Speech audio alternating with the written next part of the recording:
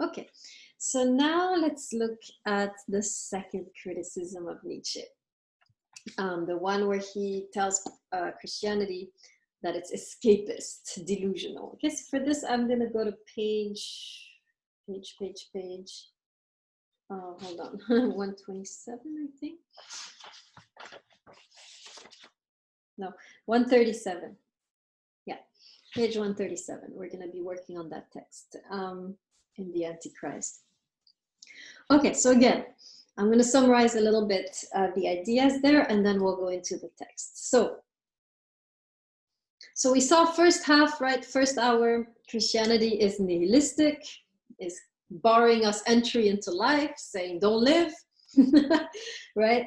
Life is tempting us. Life is something evil that we should resist, right? So anytime you feel a pull towards life, a pull, whether it's the pull of anger, the pull of lust, the pull of gluttony, no, right? Because over there, surely this will be your downfall, right? Again, this is not pure Christianity, since when you look at the Gospels, you don't see evidence of this. This is Christianity that has become Hellenized, that has become Greek, right? This is really where Christianity is sounding the most Greek, when it's saying, don't enter the world is bad, this is not an original teaching of Jesus, right? On the contrary. Okay, so we saw that. So now we're going to talk about this notion that Christianity, instead of facing suffering head on, is creating an alternative reality, so that we don't have to worry about all this pain, because, you know, what matters is the afterlife. And you have this teaching. Nietzsche is right. This is a teaching that is mainstream, right? In many, many Christian denominations. So of course, Nietzsche is going to say, well, not only is this delusional, but it's a problem because we are in a way telling a lie, right? So the problem with delusion is not only that it's escapist, is that it's false, right? So make sure you write this down, that the two issues with this alternative reality, right, that Christianity is creating, by which I mean Christianity is saying, don't worry about this life, what matters is going to heaven, right? This heaven that we talk about all the time in Christianity, Nietzsche is going to say, not only is that escaping the true problem, escaping facing suffering and evil head on, but it's false. It has no basis in reality. We don't have an argument for this. And so he's hinting that we have created this. We have projected this because we feel so miserable and we can't stand it. We create this alternative reality to make us feel better, right? So he's saying this is really a collective projection. Let me write this down. This is a collective projection. You know how when you're, let me talk a little bit about projection. You know how when you're miserable, not miserable, you know when you have a crush on someone and they never contact you, but occasionally you get a text. And now what do you do when you get that text occasionally and you're in love with them, right? You're in love with them. Occasionally you get a text. How do you interpret the text that comes, this random text? Hey, how do you interpret it?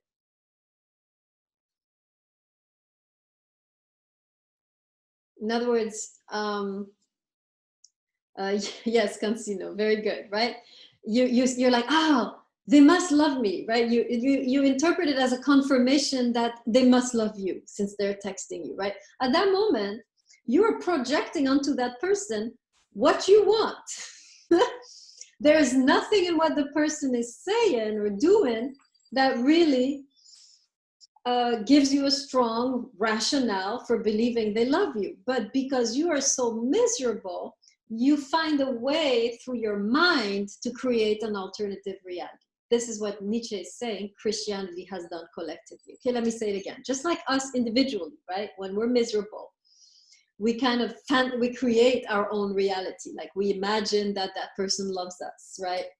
Or we imagine that we're going to be rich someday, right? We create these fantasy worlds, or we imagine we're good looking and smart when we're not, right? Or we create fantasy worlds coming from a sense of deep insecurity, this is a natural tendency that we do individually. When you're naturally miserable and you can't deal with reality, the imagination kicks in and starts to create alternative realities. You start to project onto reality what you want to see there.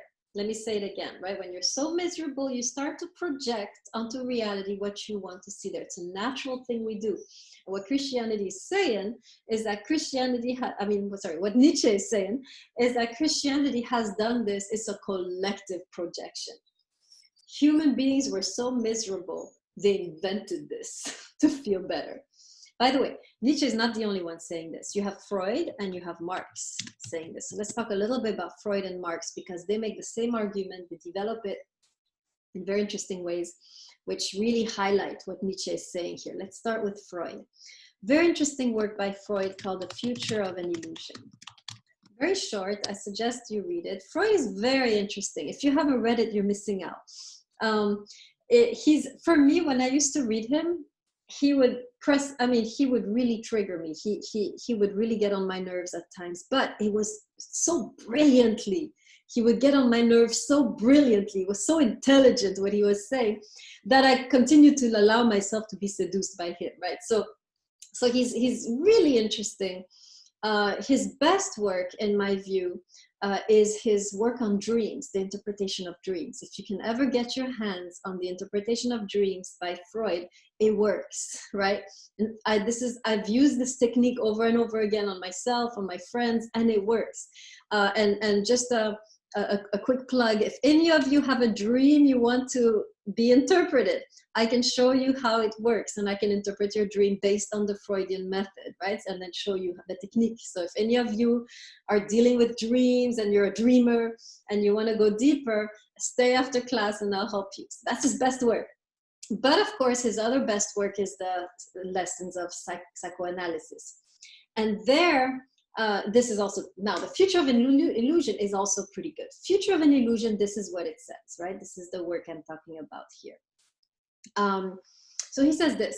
He says, as human beings, we feel like, it's like we are so abandoned here, right? We don't know when we're gonna live or die, what's gonna happen next, right?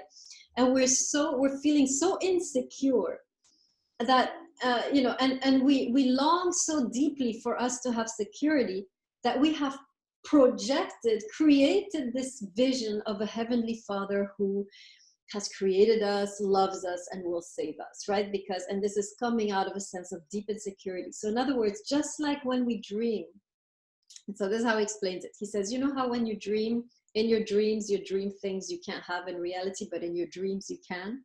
You've all had this, right? You love someone, you have a crush on someone, they're completely inaccessible, but in your dreams, then things can start to happen in your dreams. So the dream is a way for you to live. It creates this alternative reality where you can live out your desire.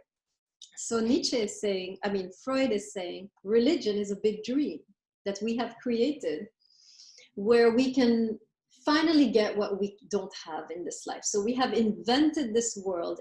We have such a powerful longing for there to be a heaven, for there to be a heavenly Father, for there to be redemption, that out of this longing, we have projected this longing onto reality. Just like when you have a crush and you project that person must love you, right? So that's what he's saying. So he's saying this whole thing of God, and this is Freud, right? And heaven is just insecure human beings wanting something so bad that they invent it, that they create a fantasy world where it exists, right? Powerful argument, very difficult, right? Because I think I struggled for years with this argument, which is the same what Nietzsche is saying. How do you circumvent? It could be true that we've done this, right? This is a problem, because I do that in my personal life. I will project, right? When I want something really bad, I start to fantasize and project onto reality what's not there. So maybe, I wouldn't put it past us to do that, to create a big collective delusion to feel better. since this is such a natural tendency of human psychology, right? That's the idea. Let me say it again. It's such a natural tendency of human psychology to project and create what we want to be, that maybe religion is a big collective delusion and projection, right? So that's very difficult to get around. Now, Marx is somewhat different, right? So he says, so remember, who is Marx, right? Marx is trying to start a revolution. And he's dealing with a working class, which also happens to be Christian, right? Now, you want to start a revolution with a bunch of Christians. What's the first obstacle you're going to encounter? What do you think?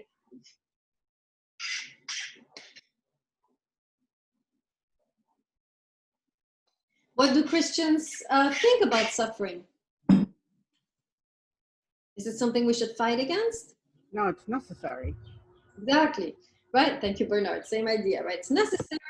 In fact, the more you suffer, the higher your status in heaven, right? So now you want to start a revolution with people who are high on religion. Basically, that's what he says. These people are high. They're completely high. I can't work with these people because they are in a state of unnatural bliss. And so they don't feel the pain even. I can't work and start a revolution with people who are constantly high on religion. And that's why he calls famous quote, right? Religion is the opium of the people. I'm typing it up for you, right? Opium is the equivalent of heroin, right? Religion is the heroin of the people.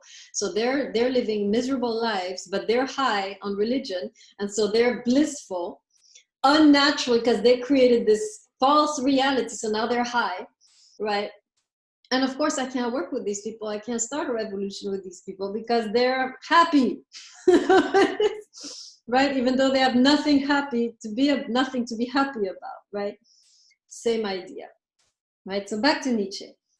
So that's his issue, right? He's saying religion is a complete invention of a miserable mind, right? Let me say that again. Religion for Nietzsche is a complete construction of a miserable mind. You're so miserable that to escape, you create this alternative reality, which makes you high. Okay, now we can go to the text. I'm on page 137. Okay, so I'm reading in Christianity, so in the section 15. In Christianity, he says, neither morality nor religion come into contact with reality at any point. So what he's saying is religion has no contact with reality, complete invention. And then he says this, there is nothing, and then he makes a long list. There's nothing but imaginary causes, imaginary effects, imaginary natural science, imaginary psychology, and imaginary teleology. Okay, so let's look at each one of these and see how Christianity has come up with these concepts which have no connection to reality for Nietzsche. So I'm starting with imaginary causes. And then we'll look at imaginary, I have to write imaginary each time. Imaginary effects. No, what's the next one? Causes, beings, effects, yes. And we have imaginary beings, and then imaginary natural science, imaginary psychology, and imaginary teleology. Okay, let's look at all of these. Now, if you're familiar with religion in general, what are some imaginary causes that they have come up with? Page 137, yes. Section 15. So let's look at the very first imaginary cause that was produced by the sick mind of Christians, according to Nietzsche. What's the original sin? What? The original sin in the Garden of Eden? Yes, I'm going to talk about that, but I'm going to put it under imaginary psychology. What do we want a cause for? What's the main thing we would like to know the cause of?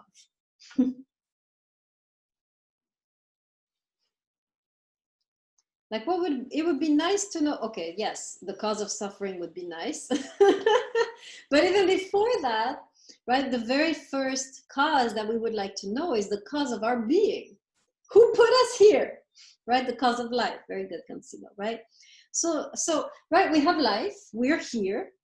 It would be nice to know why we're here, who made us, what's our origin, where do we come from? I mean, it makes us anxious not to know, right? If you yourself are born in this world and you don't know who your parents are, it's hard, right? You don't really know like where you come from, therefore where you're going, why you're here.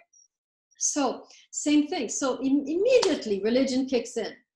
Okay, this is a source of anxiety. We don't know why we're here, where we come from. Let's invent God as a creator.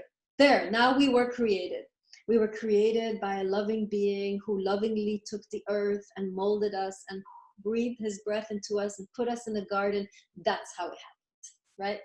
Just like when you're born like in a really bad family, and then it's such a weight on you, you start to imagine a better family, that you're royalty. That's what we're doing. We have such a horrible background, we start to imagine, no, there's a loving God who did this. Why we do that? Because we're miserable, because we're scared, because we're anxious. So we create the first imaginary cause that we have created is the cause of the creator causing, right? So that's the one example, right, of an imaginary cause. Imaginary effects. Give me some examples of imaginary effects. In other words, imaginary things that happen to you. So you imagine that this thing happened, but nothing happened. He has a list here. He has sin, redemption, grace, punishment. Anybody want to interpret that one? Something happened. You imagine that something happened to you, but nothing really did. Anybody want to elaborate? Is it like the idea of like having a miracle form to you and you kind of like thank God for it, but it's just like it could have just been something else than God? Very good. Yes, right. Some people say, I was born again. No, you weren't. You're the same terrible person, right? So some people are like, I was, transformed by God and I'm healed. And you can look at them and be like, no, you just went to the doctor and they gave you a remedy and that God had nothing to do with it. So we're imagining that we are saved, that we're transformed, that we're born again. But really, there's nothing new. It's in your head. That's an example of an imaginary effect, right? People who say, well, I feel forgiven. Yeah, you feel forgiven doesn't mean you are, right? So that's an example, right? Now, imaginary natural science. This one I will explain. This is the idea that we have in science, Western science, and which Nietzsche is saying, this comes from Christianity. This is a concept which is imaginary. And this concept is that we are the center of the universe. If you look at science today, whether it's biology, let's take biology, right? What are we? Well, in biology, we are the highest evolutionary, right, species. Who says, right? We can't run, we can't fly, we can't do nothing. Why are we the highest, right? So Nietzsche is saying, see, science under the influence of Christianity has made the human being the center of the cosmos, of the biological cosmos. But who says? This is a complete delusion.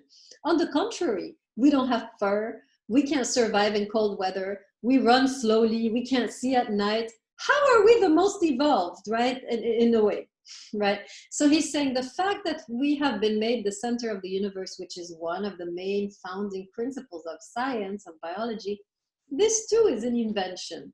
We decided this for ourselves. Why does it have to be true?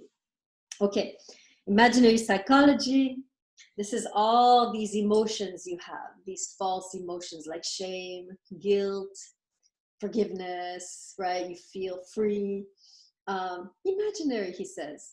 Why are you ashamed? You impose this on yourself. You feel guilty? That's you telling yourself you should be guilty. This is all creations. You don't need to live like that with these created, manufactured emotions, right? And finally, imaginary teleology. Teleology means the end. Telos means the end. So We have imaginary beginning with God as the first cause, and we have an imaginary ending with God redeeming the world. Figment of your imagination. Who says it's going to happen? Who says we are going into the kingdom of God? Who says we're going into the Messiah age, Messianic age? Who says we're going into, right, the return of Jesus? This is imaginary, right? So that now you have a long list, right, of all of the things that Christianity has constructed. Imaginary being? There's no imaginary being. There's only imaginary cause, effect. Oh, sorry. Yeah, imaginary being. Sorry. Yes, imaginary beings. Well, this one's easy. You have angels, demons, Satan, God, archangels, the saints. Pure figment of imagination, right? We have no proof that any of this exists, right? That there's a guardian angel, that Satan is lurking around you, that there are demons, you know. We don't know. There's no proof. Imaginary beings. Thank you. That's the last one, right? Okay. So then he continues, right? After having said that, you know, Christianity constructs alternative world, he asks the very important question, why does it feel the need to do that, right? Make sure you write this down. Why does it feel the need to do that? And you have this here, last sentence. 2 lines before the end on 137. But that explains everything. Who alone has reason to lie himself out of actuality? He who suffers from it. In other words, why does Christianity feel the need to create this false world, to lie itself out of the real reality, to create this lie? Well, he who suffers from it. If you don't suffer, you're going to be fine. If you suffer, you're going to lie yourself out of it, right? And he says this, but to suffer from actuality means to be an abortive actuality. In other words, if you're not strong enough to face the suffering and the real life, you're not worthy even of living, right? He's basically saying, this is kind of a strong statement. He's saying Christianity is an abortive reality. It's too weak to really face reality and live it with courage. And so it creates, right? It's the weak who create, who need an alternative reality, right? If you're strong and courageous and tenacious, you don't have a problem engaging with suffering and with the challenges of life. But if you're weak and cowardly, like Christians, according to Nietzsche, boom, you're gonna run into this new vision, right? Okay, so this is in essence his criticism. This for me is the hardest. The first criticism I could easily respond to based on the Gospels, right? This one is harder because it is something natural to us to do that, right? He's hitting on a natural tendency that as individuals we do. We naturally, when we're insecure and unhappy, create a second reality or project onto reality what we want to see, right? And so it seems plausible that collectively we could do that too. This took me 10 years to respond to this critique, very difficult. And I'm gonna begin to respond to it when we do Marcel, which is the next philosopher. When we start to do Marcel in a couple days already, and when we do Levinas next week, I'm going to begin to respond, right? But for now, I'm curious, has anybody thought of a response? We have a few minutes left. How would you respond to Nietzsche? How could you, let's make a list of possible responses. I want to test you a little bit and see if you have any idea how to respond to that criticism, which is very plausible, it's very strong. Let me hear some of you.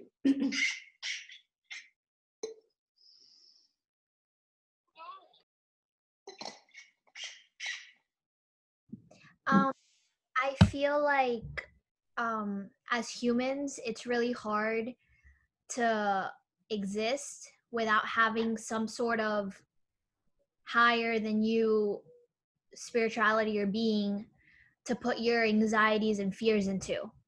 Like he said, it would take an extremely strong person to not let whatever suffering comes into their life not deter them from reality. Yep. I think that if it is plausible, but I feel like we wouldn't be able to survive as a human race without it. And that's why we've created so many different sects and so many different religions, because if someone didn't agree with a specific part, then you just break off and create something else. Yeah. But it's still something to hold on to. Okay, I actually like this answer, because what you're saying is that the power of storytelling, right, that we have is the only way to survive a life, right? And we have been given this gift of storytelling, and why not use it, since it makes life more bearable? An example of this: how many of you have seen the movie The Life of Pi, or read the book? Okay, I want to see this, because this you have to see. Let me see how many of you, gallery view, how many saw The Life of Pi? Okay, like 3 vote. You guys have to see this or read the book. This is a story of should I ruin it?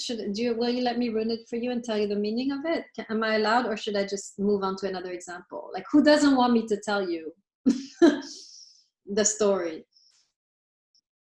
No, but there's no one who objects to me telling the story.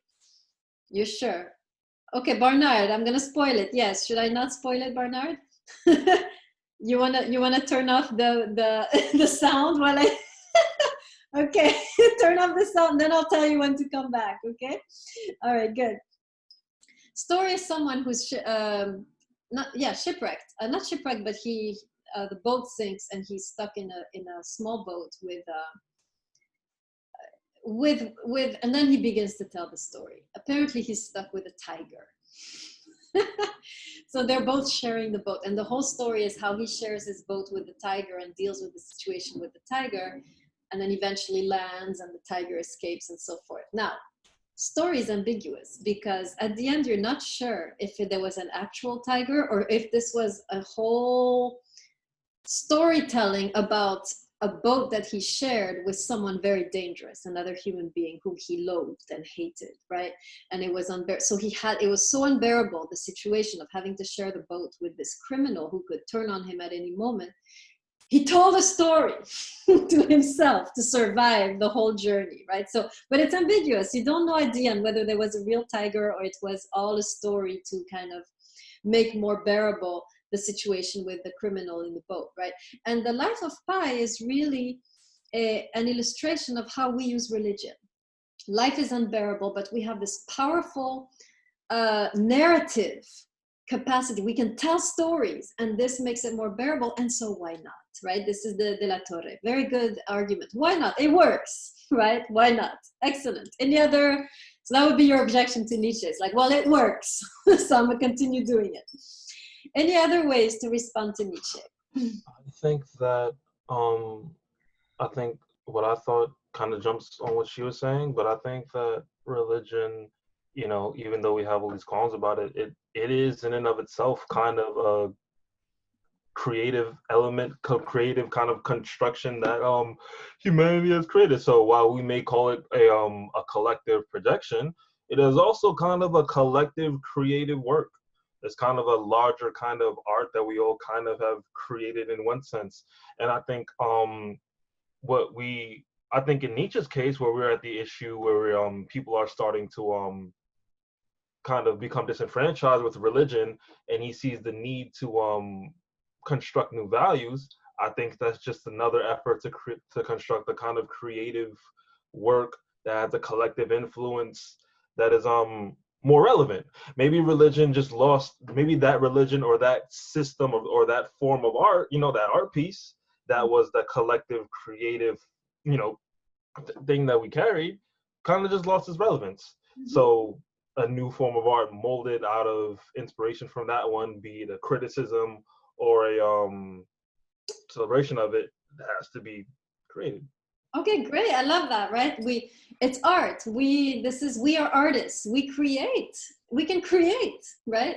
Interpret reality. And now we have to move towards a new story, right? The old story isn't working. The old artwork isn't working.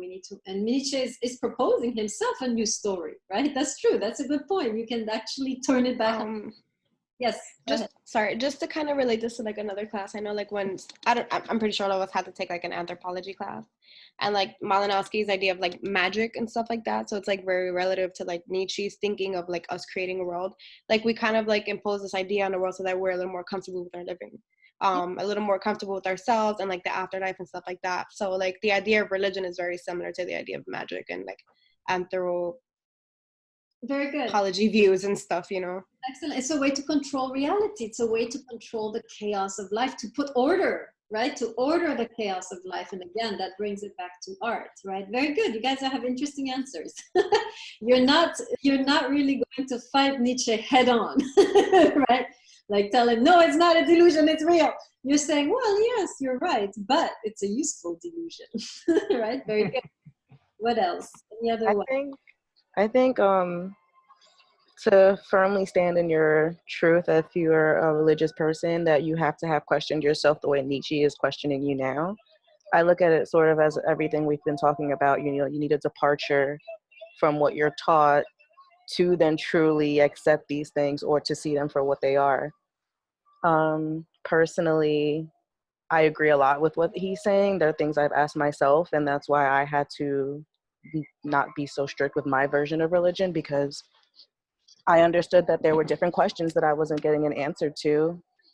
And I think that you should, to be able to say that there is a God or say that these are your beliefs, you have to be able to say, is it possible that it isn't? Am I choosing to accept these beliefs, not knowing if it's true or not, and understanding that that is my own choice rather than just, this is what it is, it's easier? Because, you know, obviously we would love life to be that simple, to say, okay, we are good, we die, there's heaven, ooh la la, it's simple.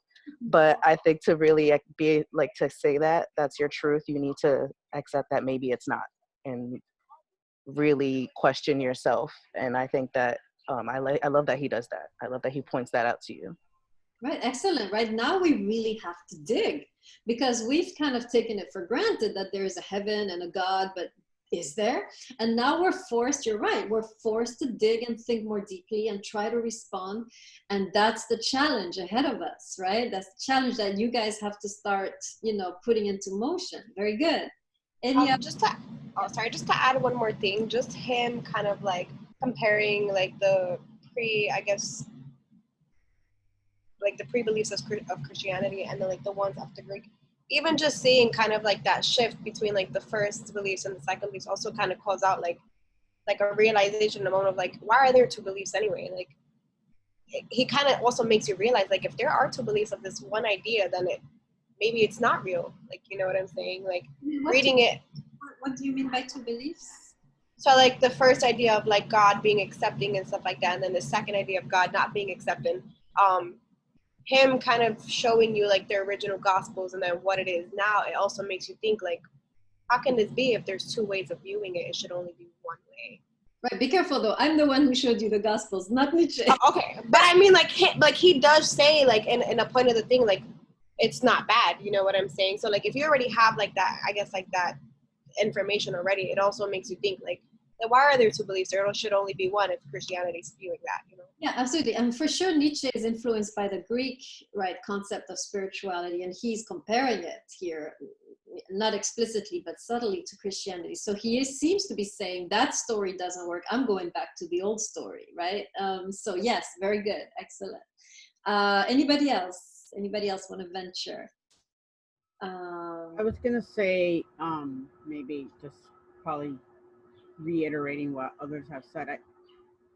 I think it is human to want to control things. I mean, if we were to walk around and, I mean, I do, but many people cannot say, oh, everything is out of my control. I have no control. I am powerless over every single thing in my life. I have no idea what's going to happen tomorrow. I can walk out to the street and get hit by a bus, which can, but that's far too much, right? To like live with that on a daily basis. It's too much for the human psyche to walk around with that thought. Then either two things can happen, right? Someone can be like, oh, why even do it if I don't even know what's going to happen?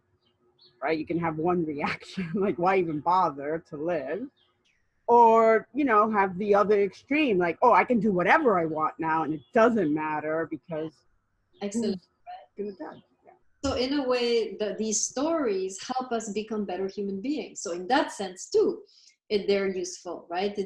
Their truth is in their consequence, in the effect they have on us. So you can say that too, right? These stories not only give us some control, but they make me into a decent human being. And therefore, I'm keeping these stories because of what it's making me, right? Very good. Yes. Sorry, I just wanted to add one last point. Another like example of us wanting to take control, well, not us collectively, but certain people in power wanting to take control of, you know, religion, would be how many countless of times did like the Romans or other rulers edit out books of the Bible and edit words to change how the public would react to certain people. So the whole Mary Magdalene being portrayed as promiscuous, so women wouldn't be held to higher esteem because she was held higher than the 12 apostles. Very So good. in all the, well, I don't, not in the Quran, but in the Torah and in the Bible, they've taken out books that were deemed not good enough to be there. Yeah, the Gospel of Mary Magdalene, right? For example, and the idea that Mary Magdalene might have been a disciple, right? That's an interesting, and it's plausible, right? That she might have counted as a disciple, but in the way the tradition was written, she was kind of sidelined and interpreted as a prostitute, whereas you don't have the evidence of that in the scripture, right? She's not. There's nothing that points to her having been a prostitute or anything like that. So yes, very good. So yeah, the stories, this is now you're talking about the way that the stories are used to oppress. So there is not only good coming out of those stories, but bad. They can also be used to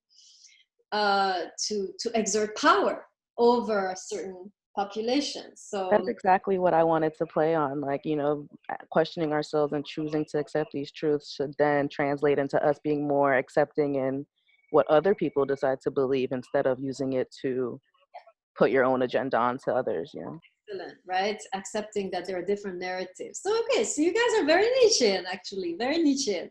So I will nevertheless try to respond to Nietzsche from Marcel, and we'll come back to this issue. Okay, so let's conclude there. I want to talk a little bit about your tests. Let me stop the recording and we'll just talk a little bit.